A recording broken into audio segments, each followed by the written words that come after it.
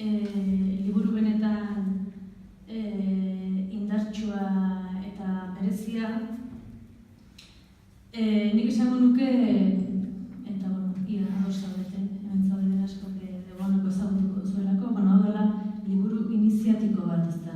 Eta badira liburuak asko edo gutxi badira nolabait irakurri eta aldatu edo kolpatu edo zerbait eragiten dizutenak, ez? Eta hau da horietako bat, hain zuzen, Virginia Despentes aidalako lehen pertsonan saiakera atipiko bat idazten, bere bizipenetatik eta bere bizipenen eta bere gogoeten ari jarraituz, nolabait gaur egungo gizartearen kritika esango dugu brutal bat egiten du, ezta. Eta nolabait irakurtzen duzunean,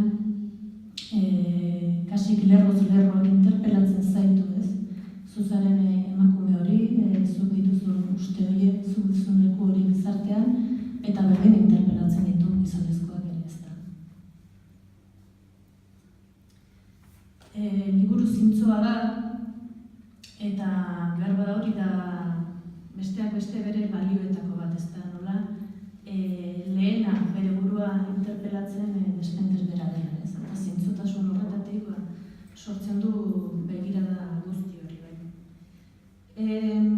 Nolabait deseraiki egiten zaitun liburuan, baldin eta uzten bazara, ez da. Bai, deseraiki edo deseraikitze bidean jartzen zaitun liburu bat, alegia hori irakurrita gero begirada,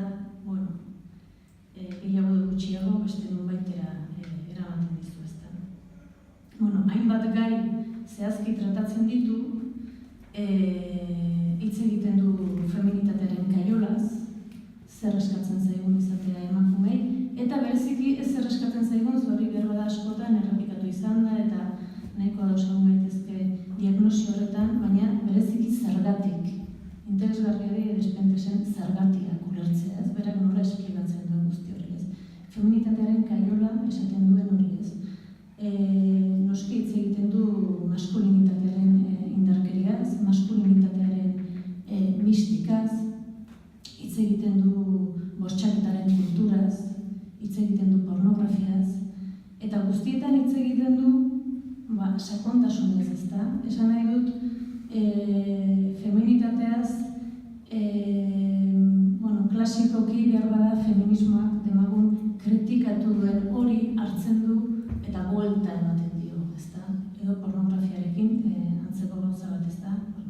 Badakigu pornografiaren gaia demagun edo eta prostituzioarena baita ere tratatzen duena, feminismoaren baitan debate handia sortzen duten bi gai, eta nolabait berak egiten duna da, azken finean, feminismoaren baitan ere posizionamentu konservadorenak edo izan litezken horiei buelta eman, ez da, nolabait begiratu beste leku batetik, eta orduan, egiten duen analisi horren bitartez, egiten dizun interpelazioa are eta sakonagoa da, ez?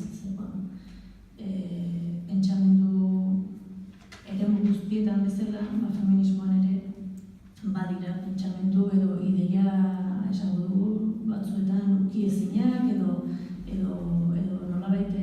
kasi kontra egingo liuzketen beste ideia batzuk deseroso